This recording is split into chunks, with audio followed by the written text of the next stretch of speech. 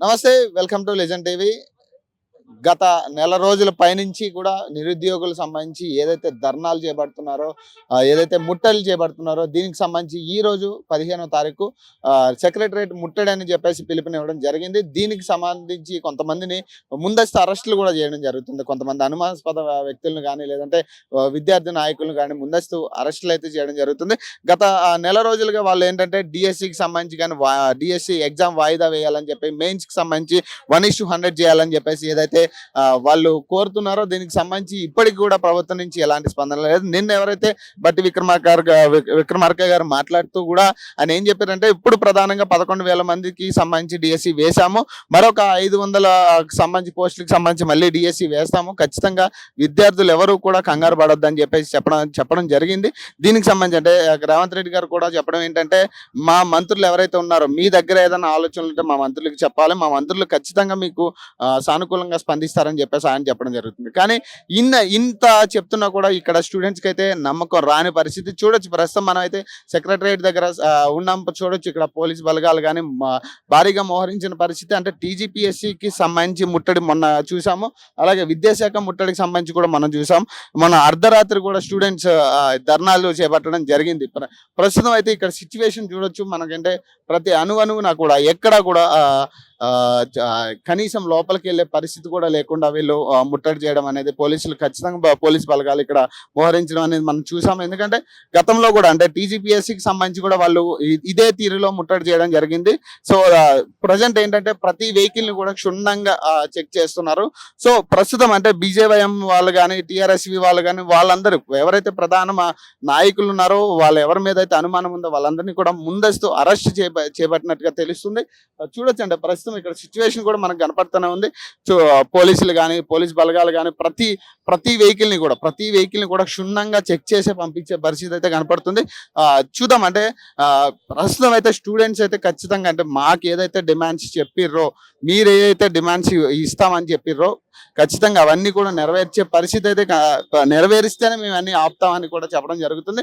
ప్రధానంగా చూడొచ్చు అంటే ఈ ట్రాఫిక్ కూడా కొంత ఇబ్బంది పడే పరిస్థితి కూడా కనపడుతుంది. కొన్ని గవర్నమెంట్ వెహికల్స్ కూడా లోపలికి పోతున్నాయి. ప్రతిదీ కూడా అంటే స్టార్టింగ్ నుంచి ఎండింగ్ వరకు కూడా ప్రతిదీ చెక్ చేసి లోపలికి పంపించే పరిస్థితి అయితే కనపడుతుంది. ఎందుకంటే గతంలో టీజీపీఎస్సీ ముట్టడి దగ్గర కూడా మనం చూసాం ఏ రకంగా అంటే పోలీసుల వ్యవహారం ఉందనేది. సో ఇప్పుడు కూడా ప్రజెంట్ సిచ్యువేషన్ కూడా ఇక్కడ పరిస్థితి చూసుకుంటే నిజంగా కూడా అంటే ఎవరిని కూడా లోపలిని పోనిచ్చే పరిస్థితిలా కనపడట్లేదు. ఎందుకంటే కొంత అనుమానం కనపడినా, ఎవరి మీదైనా కొంత అనుమానం కనపడినా కూడా లోపలేసే పరిస్థితి అయితే కనపడుతుంది. ఆల్రెడీ కొంతమందిని అయితే అశోక్ నగర్ లైబ్రరీలో కావచ్చు కొంతమంది నిరుద్యోగుల్ని కూడా అరెస్ట్ చేసినట్టుగా తెలుస్తుంది. అలాగే బీజేఎం నాయకులు కానీ టీఆర్ఎస్వి నాయకులు కూడా కొంతమందిని అరెస్ట్ చేసినట్టుగా కనపడుతుంది. సో ప్రస్తుతం అంటే చూడొచ్చండి ఇక్కడ పరిస్థితులు అయితే కొంత అంటే ఇబ్బంది అంటే ఏదైతే పోలీసులు కూడా ఎక్కడా కూడా తగ్గే పరిస్థితిలో కనపడట్లేదు. ఎందుకంటే ఖచ్చితంగా ఎవరిని కూడా లోపలికి పోనిచ్చే పరిస్థితి కనపడట్లేదు. సో చూద్దాం అంటే కొంతమందితో అయితే మాట్లాడే ప్రయత్నం చేద్దాం. అంటే ఏదైతే బీజేపీఎం వాళ్ళు ఉన్నారో కొంతమందితో మాట్లాడే ప్రయత్నం అయితే చేద్దాం మనం. అదే కొంతమంది బీజేపీఎం నాయకులను కూడా అరెస్ట్ చేసిన పరిస్థితి. సో బీజేపీఎం నాయకులతో కొంతమందితో మాట్లాడే ప్రయత్నం చేద్దాం. ప్రస్తుతం మనం తరుణ్ కృష్ణ గారు, సో ఈయనతో మాట్లాడే ప్రయత్నం చేద్దాం. అసలు ఈయన ఏం చెప్తారనేది మనం వినే ప్రయత్నం చేద్దాం. సో అంటే ఎట్లా కనపడుతుంది అంటే ఖచ్చితంగా అంటే ఎవరు అనుమానం వచ్చినా ఆ పార్టీ ఈ పార్టీ అని కూడా కొంతమంది అంటే మొన్న కూడా చూసామన్న రేవంత్ రెడ్డి గారి వ్యాఖ్యలు కూడా మనం విన్నాము. ఆయన చాలా హాస్యాస్పదంగా మాట్లాడిన పరిస్థితి. ఏదైతే ధర్నాలు చేసే వాళ్ళు స్వలాభం కోసం చేస్తున్నారనో లేదంటే అశోక్ అనే ఆయన ఏదైతే ధర్నా చేసిరో అది స్వలాభం కోసం ఒక 100 కోట్ల లాభం వస్తుంది ఆయనకి ఈ ధర్నా చేయడం వల్ల అనేది ఆయన చెప్పడం చూస్తున్నాం. అంటే వాళ్ళు కూడా దాన్ని ఖండించే పరిస్థితి కూడా చూసాం. అంటే అశోక్ సార్ కూడా దాన్ని ఖండించే పరిస్థితి అయితే చూసాం. ఎందుకంటే ఆయన కూడా చెప్తున్నారు 100 కోట్ల లాభం ఇందులో ఉంటే మీరే గవర్నమెంట్ కూడా ఒక అకాడమీ స్టార్ట్ చేయొచ్చు కదా అని చెప్పేసి చెప్పడం జరుగుతుంది. మరి అంటే ఇలాంటి కూడా అంటే పరస్పర ఈ వాదన తప్పితే కూడా దీని మీద క్లారిటీ తెచ్చి ఒక గవర్నమెంట్ నుంచి క్లారిటీ అయితే ఎక్కడా కూడా కనపడిన పరిస్థితి. అంటే నిన్న కూడా బట్టి విక్రమార్క గారు మాట్లాడిన తర్వాత కూడా 11,000 డిఎస్సికి సంబంధించి ఏదైతే మాట్లాడారో ఇప్పుడు ప్రజెంట్ అయితే మేము 11,000తో డిఎస్సి వేస్తాము, మళ్ళీ నెక్స్ట్ ఇమ్మీడియట్ గా ఖచ్చితంగా 5,000 పోస్టులతో డిఎస్సి వేస్తామని చెప్తున్నారు. కానీ స్టూడెంట్స్ ఏమంటున్నారంటే ఇప్పుడు 11,000 వేసిరు కదా, మళ్ళీ నెక్స్ట్ కనీసం 10,000 డిఎస్సి అయినా 10,000 పోస్టులతో అయినా డిఎస్సి వేయాలని చెప్పేసి అంటున్నారు. కానీ కనీసం అది కూడా 5,000కే పరిమితం చేయడం అనేది మళ్ళీ ఇది రిపీట్ అయ్యే ఛాన్స్ ఉందని కూడా చెప్పడం జరుగుతుంది. ఏదైతే స్టూడెంట్స్ కి అంటే మీరిచ్చిన హామీలే మేము అడుగుతున్నామని కూడా కొంతమంది చెప్పడం జరుగుతుంది. అంటే మరి మీరు ఏదైతే గవర్నమెంట్ తరపు నుంచి అశోక్ నగర్ లో రాహుల్ గాంధీ గారు ఇచ్చిన హామీ అయితే ఏమి, బట్టి విక్రమార్క గారు 1:100 హామీ అయితే గానీ ఏదైనా కూడా మీరు చెప్పినదే మేము అడుగుతున్నాం అనేది స్టూడెంట్స్ చెప్తున్నారు. మరి దీని మీద కూడా కొంతమంది నాయకులు కూడా మాట్లాడడం జరిగింది. కానీ దీన్ని రాజకీయ రంగు పులిమే ప్రయత్నం అయితే చేస్తున్నారు. ఇరు పార్టీ వాళ్ళు చేస్తున్నారు దాన్ని రాజకీయ రంగు పులిమే ప్రయత్నం. కానీ స్టూడెంట్స్ ఏం చెప్తున్నారంటే జనరల్ గా మాకున్న ఆవేదన మేము చెప్పుకుంటున్నాము, మాకున్న ఆవేదనకు ఒక సపోర్ట్ అయితే కావాలి కాబట్టి మేము వాళ్ళ సపోర్ట్ తీసుకుంటాం, కానీ వాళ్ళకి దీనికి ఎటువంటి సంబంధం లేదని వాళ్ళు చెప్తున్నారు. సో ప్రస్తుతం అయితే మనం తరుణ్ కృష్ణ గారితో మాట్లాడే ప్రయత్నం చేద్దాం. బీజేఎం సెక్రటరీ ఆయనతో మాట్లాడే ప్రయత్నం అయితే చేద్దాం ప్రస్తుతం మనం. నమస్తే అండి. చెప్పండి. అంటే ఇప్పుడు నిన్న ఆల్రెడీ బట్టి విక్రమార్క గారు మాట్లాడుతూ 11,000 డిఎస్సి వేస్తాం ఇప్పుడు ప్రజెంట్, ఇంకొక 5,000 నెక్స్ట్ మళ్ళీ డిఎస్సి వేసే సూచనలు ఉన్నాయి, ఖచ్చితంగా ఎవరు భయపడొద్దు అని చెప్పేసి చెప్పడం జరుగుతుంది. మరి ఈ రోజు ముట్టడికి సంబంధించి బీజేవైఎం వాళ్ళని అరెస్ట్ చేయడం అనేది ఎంతవరకు కరెక్ట్ అంటారు? చూడండి, నా పేరు దుర్గం తరుణ్ కృష్ణ నాయుడు, బీజేవైఎం సికింద్రాబాద్ మాంకాలి జిల్లా సిటీ ఎగ్జిక్యూటివ్ ని. ఇప్పుడు ఇదంతా మొత్తానికి క్యాల్కులేట్ చేస్తే రాష్ట్ర ప్రభుత్వాన్ని ఒక్కటి నేను అడగదలుచుకున్నా, ఒట్టి BJYM wise only BJYM being targeted. ఇప్పుడు మేము ఏమైనా పిలుపు ఇచ్చామంటే మా పిలుపు అనేది స్టేట్ ఆఫీస్ నుంచి వస్తుంది. స్టేట్ ఆఫీస్ నుంచి ఏమి పిలుపులు లేనప్పుడు wise BJYM team being targeted, అది మాకు కావాలి. ఇప్పుడు డైరెక్ట్ పొద్దున 6 o'clock వచ్చి బెల్ కొట్టేస్తారు, బెల్ కొట్టి మీరు మా పోలీస్ స్టేషన్ కి రావాలని అన్నట్టు సూచన ఉంది మీకు, మేము వచ్చాం దానికోసం అన్నట్టు మాట్లాడితే అసలు ఉట్టినే మమ్మల్ని తీసుకుపోయి కూర్చోబెడుతున్నారు. అవును. అంటే ఒకటండి, అంటే ఒక క్లారిఫికేషన్ ఇవ్వండి. అంటే బీజేవైఎం వాళ్ళు ఆధ్వర్యంలో ఇవన్నీ జరుగుతున్నాయా లేకపోతే ఏంటంటే వాళ్ళు చెప్పేది ఏంటంటే, ఇప్పుడు అధికార పార్టీ వాళ్ళు చెప్పేది ఏంటంటే బీజేవైఎం వాళ్ళు ప్రలోభ పెట్టి కొంతమంది ఇందులో ఇన్వాల్వ్ అయ్యి చేయిస్తున్నారు అని చెప్తున్నారు. కొంతమంది నాయకులు ఇందులో ఇన్వాల్వ్ అయ్యి స్టూడెంట్స్ గా కలిసిపోయి వాళ్ళు చేయిస్తున్నారు, వాళ్ళకి అసలు కనీసం ఈ గ్రూప్ 2 ఎగ్జామ్స్ కానీ డిఎస్సి ఎగ్జామ్స్ కానీ సంబంధం లేదని చెప్తున్నారు. లేదండి, అసలు actually BJYM right from day 1 నుంచే మేము we are trying to give justice and bring justice to the students. ఇప్పుడు జస్టిస్ అనేది ఇక్కడ కనిపించట్లేదు. డిఎస్సి ఎగ్జామ్ కానివ్వండి, దాని ముందు టిఆర్ఎస్ గవర్నమెంట్ ఉన్నప్పుడు కూడా ఎన్ నంబర్ ఆఫ్ ధర్నా చేయాల్సింది వచ్చింది. ధర్నా చేయాల్సింది వచ్చింది అని అంటేనే దాని అర్థం ఏంటండి? దాని అర్థం ఏముంటది?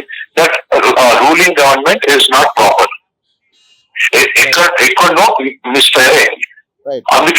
అందుకే స్టూడెంట్స్ అనే వాళ్ళు పిల్లలు ఎక్కడెక్కడో నుంచి వచ్చి they try to appear in the exams అండి.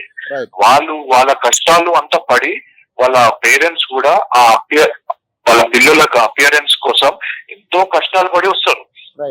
అదంతా మర్చిపోయి ఇప్పుడు ఇట్లాంటి టైంలో అంత రక్కస్ క్రియేట్ చేస్తే, అట్మాస్ఫియర్ ని డిస్టర్బ్ చేస్తే అసలు పిల్లలు ఏ విధంగా కాన్సన్ట్రేట్ చేసి పేపర్ ఎగ్జామ్ అపియర్ అవుతారండి? ఎగ్జాక్ట్లీ. ఇప్పుడు పిల్లలు కూడా అడిగేది ఏమి లేదు కదండి. ఇప్పుడు వాళ్ళు ఇచ్చిన డిమాండ్సే కదా. ఇప్పుడు గ్రూప్ 2 కి సంబంధించి కానీ పోస్టుల విషయంలో కానీ డిఎస్సి విషయంలో కానీ వాళ్ళు అడిగిన డిమాండ్సే కదా. మరి ఎందుకు దాన్ని నిలబెట్టుకునే ప్రయత్నం చేయట్లేదు? మరి ఇప్పుడు మీరైనా ఇప్పుడు బీజేవైఎం వాళ్ళు కూడా స్టూడెంట్స్ ఏమన్నారంటే బీజేపీ వాళ్ళు కానీ మా దగ్గరికి ఎవరు వచ్చిన నాయకులు మా తరపున వెళ్ళి అక్కడ కొట్లాడండి అనేసి వాళ్ళు కూడా చెప్తున్నారు. మరి మీరు ఎట్లా చూస్తారు దీన్ని? ఇప్పుడు పిల్లలే చెప్పే పొజిషన్ కి దిగజారుతున్నారు అన్నప్పుడు ఈ రాష్ట్ర ప్రభుత్వం ఏం చేస్తుందండి? ఇప్పుడు మనకు ఎడ్యుకేషన్ మినిస్టర్ ఎవరు ఉన్నారు? First of all protocol basis లో ఎడ్యుకేషన్ మినిస్టర్ అన్నట్టే లేరు. హోమ్ మినిస్టర్ ఎవరు ఉన్నారండి? ఫస్ట్ ఆఫ్ ఆల్ నేను డీజీపీ గారికి కూడా డైరెక్ట్ ప్రశ్నిస్తున్నా, హోమ్ మినిస్టర్ గారే లేరు. ఇప్పుడు పిల్లలు ఎక్కడ పోయి వాళ్ళ ప్రాబ్లమ్స్ మాట్లాడుకునే పరిస్థితిలో ఉన్నది. ఇప్పుడు మాట్లాడుకోవాలంటే పోలీస్ స్టేషన్ పోవాలి. ఇప్పుడు పోలీస్ స్టేషన్ పోతే డైరెక్ట్ అరెస్ట్ అంటున్నారు. ఇంకా మాకు క్వశ్చన్ చేసేది ఇంకా ఎక్కడ దొరుకుతుంది మనకు? అంటే ఇప్పుడు లా అండ్ ఆర్డర్ కూడా ఫెయిల్ అయింది అనుకోవచ్చు అంటే ఈ విషయంలో ఏదైతే అంటే మొన్న అర్ధరాత్రి కూడా మనం చూసాము స్టూడెంట్స్ అశోక్ నగర్ లో వచ్చి అర్ధరాత్రి అంతా కూడా వాళ్ళు ధర్నా చేసిన పరిస్థితి కూడా చూసాం. తర్వాత కొంతమంది పోలీసులు కూడా కొట్టిన పరిస్థితి, స్టూడెంట్స్ కూడా కొట్టి లాక్కెళ్ళిన పరిస్థితి కూడా చూసాం. కరెక్ట్. లాఠీ చార్జ్ చేసిన రాత్రి మనకు లాస్ట్ వీక్ కనిపించింది. రైట్ లాఠీ చార్జ్ చేసే టైం మనం చూస్తున్నాం అనంటే ఇక్కడ కంట్రోలింగ్ పవర్ ఎక్కడ పోయింది? అథారిటీ ఓవర్ దేర్ ఉంది. ఇప్పుడు అథారిటీ ఇప్పుడు ఉట్టినే ఇప్పుడు రాష్ట్ర ప్రభుత్వం బీజేపీ ఈ విధంగా చేస్తుంది, బీజేవైఎం టార్గెట్ చేయాలా, బీజేవైఎం రాష్ట్ర అధ్యక్షులని, జిల్లా అధ్యక్షులని, మళ్ళా మళ్ళా మండల అధ్యక్షులను అందరినీ అరెస్ట్ చేసేయాలా, హౌస్ అరెస్ట్ చేయాలా అన్నట్టు ముందడుగు పెడితే పిల్లల్ని ఏ విధంగా ఇప్పుడు ఇట్లాంటి ఎగ్జామ్స్ లో కాన్సన్ట్రేట్ చేస్తారు? ఒక మాట, రైట్ మేము అసలు బీజేవైఎం అనేది అసలు ఇప్పుడు ఎట్లా అయిపోతుందంటే బీజేవైఎం అని వాళ్ళు చెప్పుకుంటా పోతే అక్కడ మన బీజేవైఎం టీం అనేది ఏం చేసేది లేదు. అవును, మరి అంటే ముందస్తు అరెస్టులు ఎందుకు చేస్తున్నట్టు మరి మిమ్మల్ని? అదే మేము అక్కడ లోకల్ పోలీస్ స్టేషన్ లో పోయినాక సిఐ సర్కిల్ ఇన్స్పెక్టర్ గారిని లేకపోతే ఏసీపీ గారిని మొత్తం మేము కాల్స్ చేసి మేము మాట్లాడుతా ఉన్నట్టే వాళ్ళు అసలు ప్రయర్ ఇంటిమేషన్ వాళ్ళు మమ్మల్ని అరెస్ట్ చేస్తున్నారు.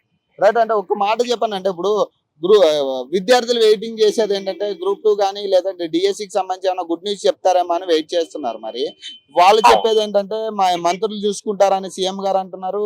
ఒక పక్క బట్టి విక్రమార్క గారు ఏమంటారంటే మేము నెక్స్ట్ 5,000 దాంతో మేము వేస్తాము అంటున్నారు. కానీ స్టూడెంట్స్ ఏమంటున్నారంటే మళ్ళీ నెక్స్ట్ ఒక 10,000 పోస్టులకైనా వేయండి కానీ మరీ 5,000 ఏంటని మళ్ళీ వీళ్ళు క్వశ్చన్ చేస్తున్నారు. మరి దీన్ని ఎట్లా చూడాలి? మరి హానెస్ట్ అండి, ఈ గవర్నమెంట్ ఏదైతే 6 months నుంచి పరిపాలన చేస్తుందో మనం ఫస్ట్ ఏమనుకున్నాం, గల్లీలో ఎవరైనా సరే ఢిల్లీలో బీజేపీ ఉండాలన్నట్టు మనం నిర్ణయించాం. సరే అని చెప్పేసి కాంగ్రెస్ ప్రభుత్వం నిద్రపోయే పార్టీ మేల్కొచ్చింది. ఇప్పుడు అక్కడ అట్లాంటి పార్టీలో హోమ్ మినిస్టరే లేరు. Okay done. మళ్ళా ఎడ్యుకేషన్ మినిస్టర్ ఎవరండి? ఇప్పుడు అన్ని రేవంత్ రెడ్డి గారు అని చెప్తున్నారు కదా, ఆయనే చెప్పారు కదా మొన్న, నేను హోమ్ మినిస్టర్ కూడా నేనే చూసుకుంటున్నా, విద్యాశాఖ మంత్రి కూడా నేనే అంటున్నాను. అయితే దీనికి నాదే ఆన్సర్ ఉంది. దీనికి ఎట్లా అంటే అండి, ఇప్పుడు రేవంత్ రెడ్డి గారితోనే అన్ని పోర్ట్ఫోలియోస్ హోల్డ్ చేసుకొని పెట్టుకుంటే మళ్ళీ ఇప్పుడు కాంగ్రెస్ పార్టీ అనేది ఒక టీం అనేది అసలు క్యాడర్ ఉందా అండి? ఇప్పుడు మాలాంటి స్టూడెంట్స్ ఇప్పుడు మేము అపియర్ అవ్వాలని అనుకుంటాం ఈ అకాడమిక్ ఇయర్. ఇప్పుడు అన్ని సీఎం గారితోనే పోయి మాట్లాడాలని అన్నప్పుడు ఆ ప్రజాభవన్ అనేది పెట్టినప్పుడు బీరంపేటలో ఆ ప్రజాభవన్ అనేది మళ్ళా 2 hours కింద పెట్టారు. ఆయన టైం ఎక్స్టెండ్ చేయాల్సి వస్తుంది కదా. అవును, ఆ టైం ఎక్స్టెండ్ చేస్తే అప్పుడు పిల్లలు కూడా ముందుకు అడుగు పెట్టి సీఎం గారు ఇప్పుడు మీరు ఈ ఎక్స్టెండ్ చేసినందుకు మేము వచ్చి ఇప్పుడు మాకు టైం దొరికిందని అనుకుని మేము వచ్చి మేము అడగాలని అనుకున్నాం. అట్లా అన్నట్టు అట్లీస్ట్ అదన్నా చూపియాలా సార్? అంటే ఒకటి చెప్పండి, అంటే మీరు యూత్ ఏదైతే బీజేవైఎం లో ఉన్నారు కాబట్టి మీరు చెప్పండి, అంటే ఎట్లా, అంటే ఇది పోస్ట్ పోన్ చేస్తే కరెక్ట్ అంటారా లేకపోతే ఏంటి పరిస్థితి? ఇప్పుడు చూడండి, పోస్ట్ పోన్ చేస్తే ఇది ఎట్లా ఉంటుందంటే అకార్డింగ్ టు స్టూడెంట్స్ డిసిషన్ పోవాలి, వెళ్ళాలి. ఎందుకంటే మనం అందరం కలిసి ఒకటి అన్నట్టు మనం అనుకొని మనం ముందడుగు పెట్టాం. అయితే ఇప్పుడు దాంట్లో మనం స్టూడెంట్స్ డిసిషన్స్ తీసుకోవాలి. రాష్ట్ర ప్రభుత్వం వాళ్ళకి టైం ఇవ్వండి వచ్చి మాట్లాడడానికి. ఇప్పుడు అన్ని బట్టి విక్రమార్క గారు ఇంకా రేవంత్ రెడ్డి గారు చేస్తున్నారు అంటున్నారు. ఇప్పుడు ఒట్టి వీళ్ళిద్దరే ఎందుకండి? ఇప్పుడు ఎమ్మెల్యేస్ కూడా ఉన్నారు కదా. ఎమ్మెల్యేస్ అందరు ఏమైపోయారు? ఇప్పుడు ప్రతి కాన్స్టిట్యున్సీలో కాంగ్రెస్ కూడా గెలిచి వచ్చిందని అంటున్నారు కదా. ఎంపీస్ కూడా గెలిచారు, 8 ఎంపీలు గెలిచారు కాంగ్రెస్ నుంచి రాష్ట్ర ప్రభుత్వం. మళ్ళీ why aren't MPs coming forward to speak with students? మొన్న విలాకారులకు కూడా మరీ ఘోరంగా లాఠీ చార్జ్ అయింది. అవును, అంటే రెస్పెక్ట్ అనేది మాట లేదా? జస్టిస్ అనేది మాట కనిపించదా? ఓయూ క్యాంపస్ లో మొన్న ఒక లేడీ అంత ఘోరంగా మాట్లాడుతుంది. ఆ లాంగ్వేజ్ అనేది రేవంత్ రెడ్డి గారికి, బట్టి విక్రమార్క గారికి, లోకల్ ఎమ్మెల్యేస్ కి కనిపించలేదా? ఆమె ఆమె ఆమె ఎందుకు అంత సీరియస్ తీసుకోలేకపోయింది? రైట్ ఫెయిలియర్, ఇదంతా కాంగ్రెస్ గవర్నమెంట్ ఫెయిలియర్స్ ఇప్పటికే కనిపిస్తుంది. రైట్ ఇంకా ఉల్టా 6 గ్యారంటీల వరకు మనం పోతున్నాం. ఓకే వేస్ట్ అండి. అసలు ఇదంతా చేస్తే కాంగ్రెస్ గవర్నమెంట్ నడవదన్నట్టే అనిపిస్తుంది. ఓకే రైట్ అంటే సార్ అయితే నేను మళ్ళీ మీతో మాట్లాడతాను. ఫస్ట్ అయితే ఇక్కడ పరిస్థితి కూడా మనం చూద్దాము. రైట్ సో చూడొచ్చు అంటే ఏదైతే బీజేవైఎం వాళ్ళు మాట్లాడిన అప్పుడైతే ప్రజెంట్ ఎవరైతే బీజేవైఎం వాళ్ళు అరెస్టులకు గురయ్యారో వాళ్ళు మాట్లాడడం జరిగింది. ప్రజెంట్ అంటే వాళ్ళు చెప్పేది కూడా ఒకటే, అంటే దీనికి మాకు ఎటువంటి సంబంధం లేదు, పిలుపునిచ్చింది మేము కాదు, కానీ అయినా కూడా మమ్మల్ని అరెస్ట్ చేసి తీసుకెళ్ళడం, ముందస్తు అరెస్టులు అని చెప్పి మా మీదే దాన్ని ఆ నింద వేయడం అనేది కరెక్ట్ కాదని చెప్తున్నారు.